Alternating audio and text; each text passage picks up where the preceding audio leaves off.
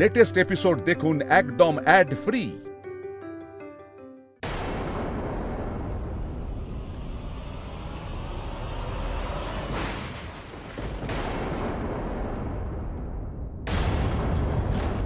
অসম্ভব।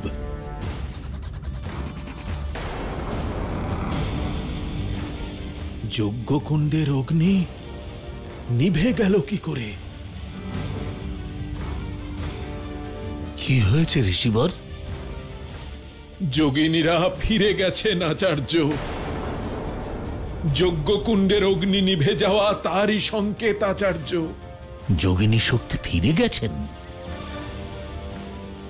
দেবী কাত্যায়নীকে ফেরত না এনেই? ভুল আমিই করেছি আচার্য।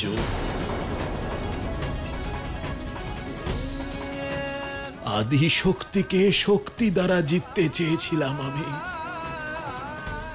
এ কেমন মতিভ্রম হয়েছিল আমার মা, কেমন মতিভ্রম। ঋষিবর, সাগর পার তিনিই করতে পারেন যিনি হাল ছাড়েন না। ওই অসীম জলরাশির মধ্যে নিজেকে ভাসিয়ে রাখেন। সেই জন্য আপনারও হাল ছাড়া উচিত নয়। আর এই মুহূর্তে আপনি অন্য দৈব শক্তি প্রয়োগ করুন। কেমন দেবী ভক্ত আপনি আচার্য, যে সর্বদা আমাকে মায়ের বিরুদ্ধে শক্তি প্রয়োগ করার পরামর্শ দেন? ঋষিবর, মাকে রক্ষা করবার জন্য, মায়ের ভালোর জন্য, মাকে গৃহে ফিরিয়ে আনবার জন্য। তার জন্য কি অন্য কোনো পথ নেই আচার্য? যদি থাকতো তাহলে আমি নিশ্চয়ই বলতাম। যদি কেবল এই একটি পথ অবশিষ্ট থাকে আচার্য, তাহলে আমি সিদ্ধান্ত নিয়ে নিয়েছি। কি সিদ্ধান্ত ঋষিবর? যে এবার আর আমি মায়ের বিরুদ্ধে কোন রকম শক্তির প্রয়োগ কিছুতেই করব না। এর অর্থ আপনি মাকে হারাতে চাইছেন, ওনার পার্বতী রূপে পরিবর্তন হওয়াটা দেখতে চাইছেন, একজন পিতার কর্তব্য থেকে বিমুখ হতে চাইছেন। তাহলে ঠিক আছে, আপনার ইচ্ছেই সর্বোপরি, আর আমি কিছুই বলবো না।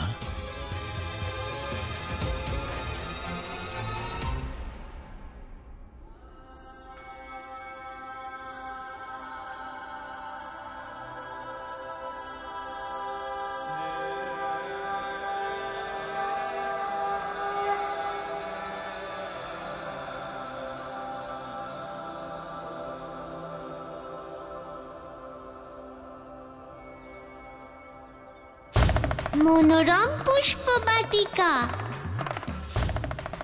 কৈলাসে অবস্থিত এটা সেই পুষ্প বাটিকা যেখানে আমার প্রভু মহাদেব এবং মা পার্বতী বিবাহের পর প্রথমবার এসেছিলেন। আর মা, এখান থেকে কৈলাসও দৃষ্টিগোচর হয়।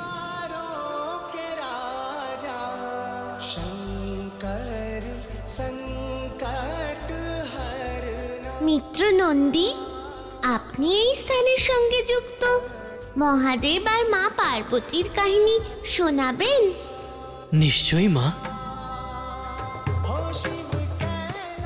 এই ঘটনা সেই সময়কার যখন মহাদেব বিবাহের পর মা পার্বতীকে নিয়ে কৈলাসে ফিরছিলেন। তখন মা পার্বতী এই মনোরম স্থানটি দেখে এখানে কিছুক্ষণ থাকার ইচ্ছে প্রকাশ করেন। মহাদেব,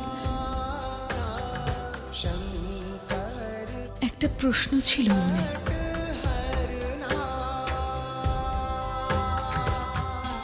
বলো।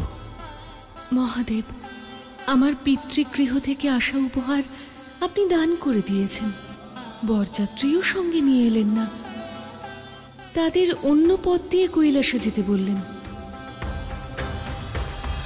আর নিজে এখানে এলেন,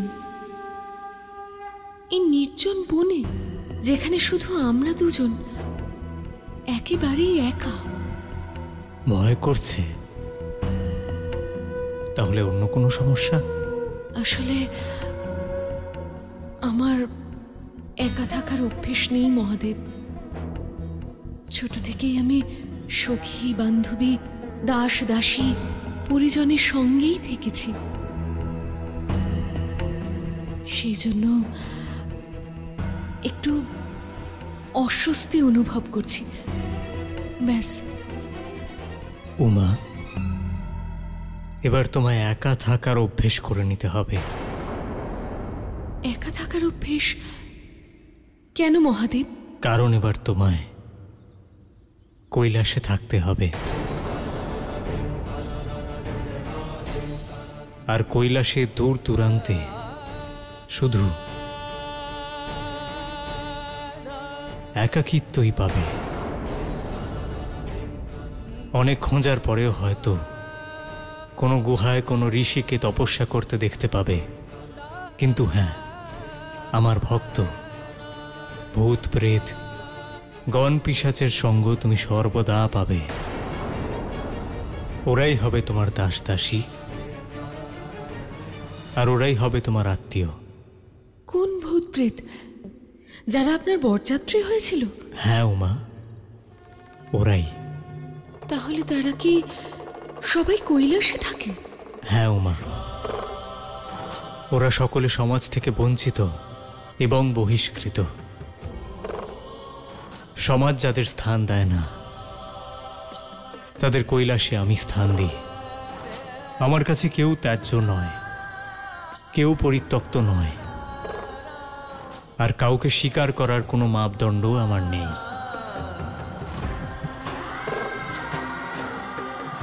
এই সমাজ যাদেরকে পাপ পুণ্য, সুন্দর অসুন্দর, নৈতিকতা অনৈতিকতার মাপদণ্ডে বিচার করে,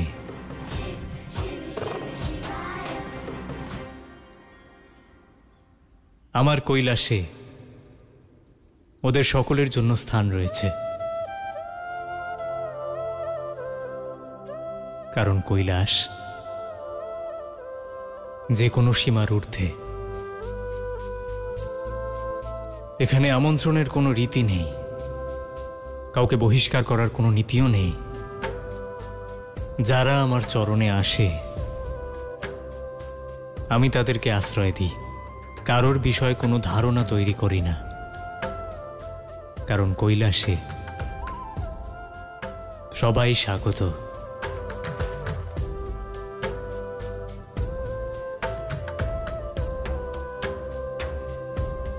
আর উপহার দান করার কারণ?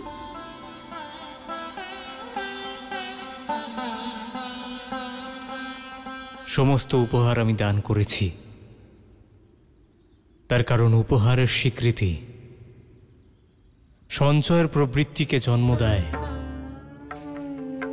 আর সঞ্চয়ের প্রবৃত্তি ভবিষ্যতের অনিশ্চয়তাকে জন্ম দেয়। কিন্তু কৈলাসে ভবিষ্যতের কোনো অস্তিত্বই নেই, ভবিষ্যতের কোনো চিন্তা নেই।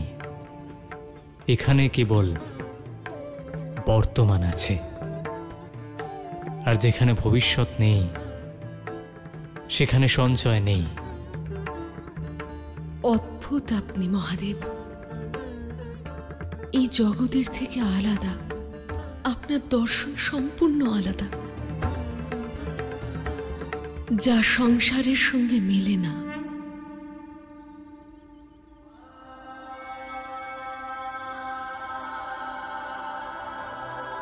আমি ধন্য হয়ে গেলাম মহাদেব, আপনাকে স্বামী হিসেবে পেয়ে। আমি যথাসম্ভব প্রয়াস করব আপনার দর্শন আর আপনার বিচারের সঙ্গে সামঞ্জস্য বজায় রাখার। আর আমি বিশ্বাস করি আমার ভালোবাসা আপনার তৈরি সমস্ত নিয়মে বাঁধা থাকবে, আর আপনার ভালোবাসা আমার সব অসম্পূর্ণতা দূর করে আমায় আপনার যোগ্য করে তুলবে। আশীর্বাদ করুন আমায়। না পার্বতী,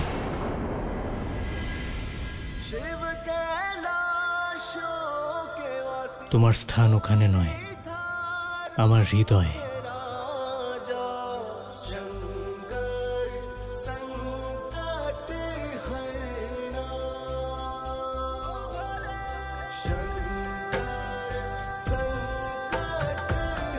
আর তারপর মহাদেব এবং মা পার্বতী কৈলাসের উদ্দেশ্যে রওনা দিলেন।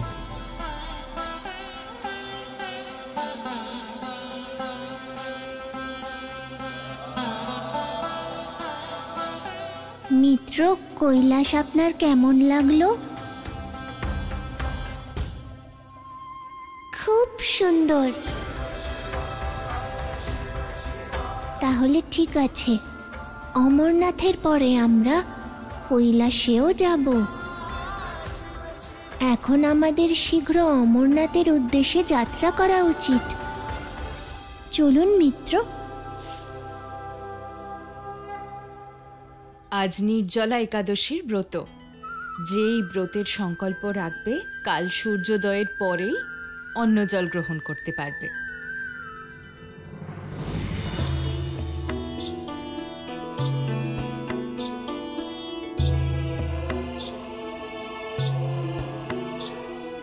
আপনারা এখানে? কাত্যায়নীর স্মৃতি ফিরে এসেছে? না, এখনো পর্যন্ত ওনার স্মৃতি ফিরে আসেনি। তাহলে তো শিবের ফিরে আসতে অনেক সময় লাগবে। হ্যাঁ, উনিও তাই বলেছেন। মিত্র কাত্যায়নীর স্মৃতি ফেরার পরেই উনি সেখান থেকে ফিরে আসবেন। আমি তো বলেছিলাম আমাকেও শিবের সঙ্গে অমরনাথে যেতে দাও, কিন্তু কেউ আমার কথা শুনলো না। জানি না মিত্র শিব কখন আসবে, আর কতক্ষণ আমাকে ওকে ছাড়া এখানে একা থাকতে হবে। তোমাদের জন্য আমার মিত্রের সঙ্গে বিচ্ছেদ হলো। আরে মূঢ়, কোথায় যাচ্ছ? অন্তত জল পান করে যাও। শিবকে ছাড়া আমার পক্ষেও থাকা খুবই কষ্টকর। আর কোনো উপায় নেই যাতে শিব তাড়াতাড়ি ফিরে আসে। ত্রিলোকের মধ্যে মধ্যস্থতাকারী সেতু স্বরূপ দেবর্ষি নারদই একমাত্র উপায় দেবী অনসূয়া। কিন্তু কোথায় দেবর্ষি নারদ? বহুদিন দেখা হয়নি। জানি না কোথায় অজ্ঞাতবাসে গেছেন।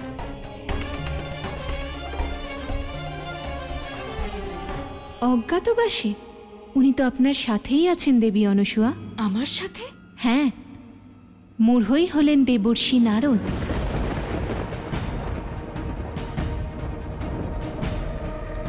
মূঢ়ই দেবর্ষি নারদ? ওনার মা দেবী সরস্বতীর অভিশাপে উনি মূঢ় হয়ে গেছিলেন আর পৃথিবীতে চলে এসেছিলেন, যাকে শিব নিজের মিত্র বানিয়ে গৃহে এনেছিলেন। আমি তোমার মা সরস্বতী তোমাকে অভিশাপ দিচ্ছি যে তুমি পৃথিবী লোকে মূঢ় বালক হয়ে জন্ম নেবে।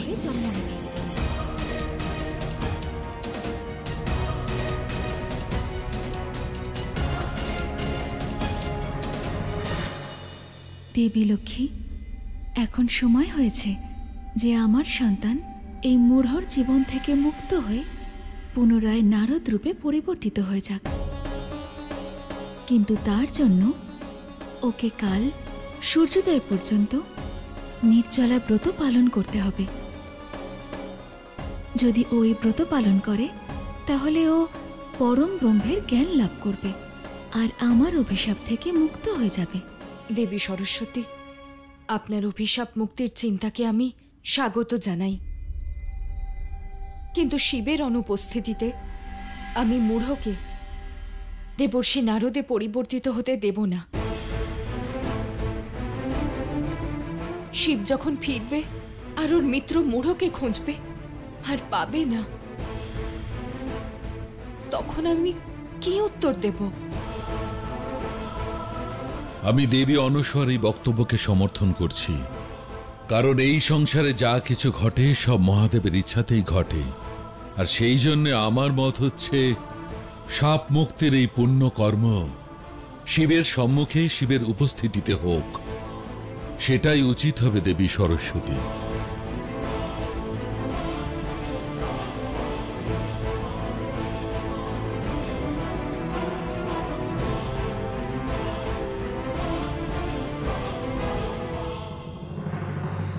সাপ মুক্তির এই পুণ্য কর্ম শিবের সম্মুখে শিবের উপস্থিতিতে হোক, সেটাই উচিত হবে দেবী সরস্বতী।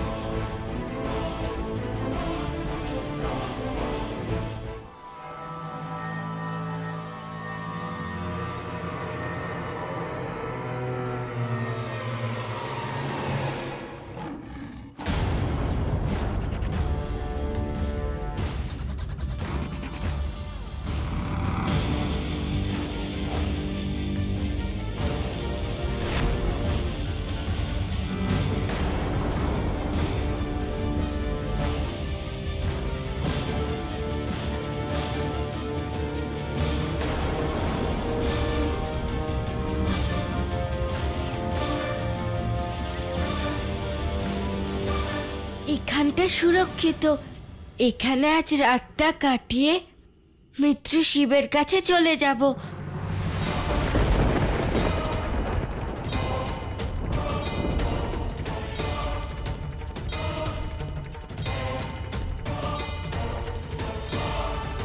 আপনার কাছে আছি, তাই আপনি আমায় রক্ষা করবেন। এই সংকটের সময় মা যেই মন্ত্র শিখিয়েছে তা জপ করাই ঠিক হবে।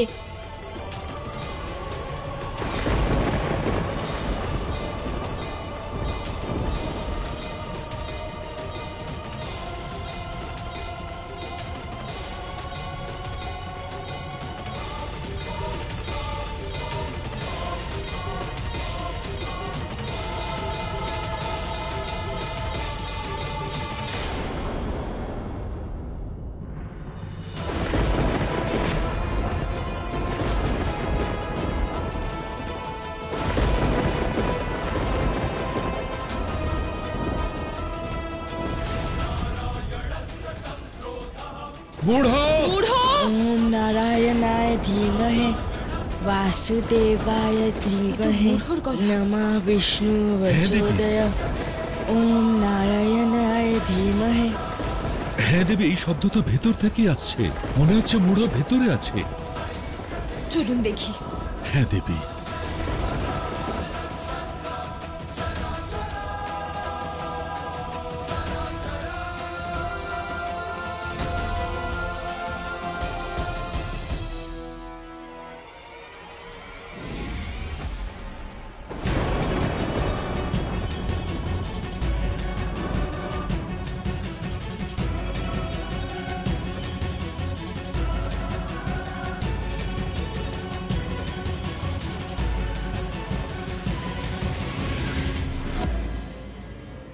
প্রণাম প্রভু। নারায়ণ নারায়ণ।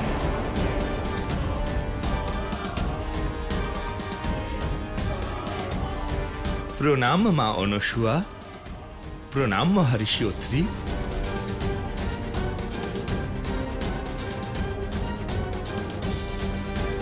কিন্তু আমরা তিনজন এখানে কিভাবে?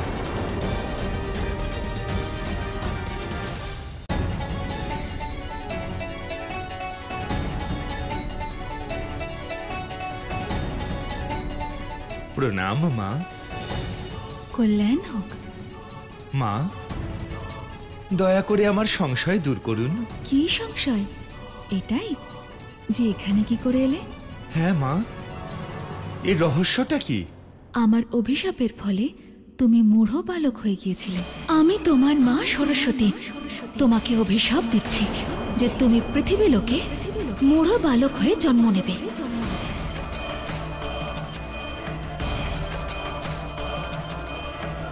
আর তারপর শিশু রূপ নিয়ে এখানে এসে শিবের মিত্র আর সতী অনসূয়ার পুত্র হয়ে শিশু ত্রিদেবের সঙ্গে ছিলে। প্রভু শিব আমার মিত্র? কোথায় তিনি? প্রভু শিব কোথায়? শিব দেবী পার্বতীর শিশুরূপ কাত্যায়নীকে অমরনাথে নিয়ে গেছেন। মা পার্বতীও শিশুরূপ ধারণ করেছেন। আর ত্রিদেবের ন্যায় ওনার স্মৃতিও বিলুপ্ত হয়ে গেছে।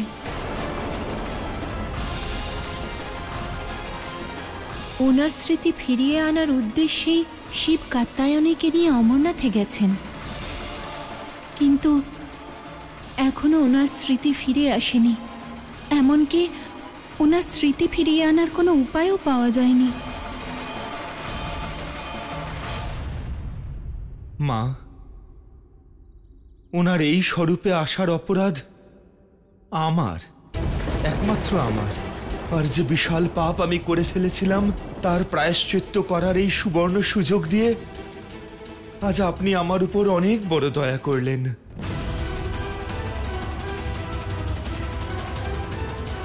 মা, আপনি কোনো চিন্তা করবেন না। মা পার্বতীর স্মৃতি আমি ফিরিয়ে আনব। ওনার স্মৃতি ফিরিয়ে আনার উপায় আমার কাছে আছে।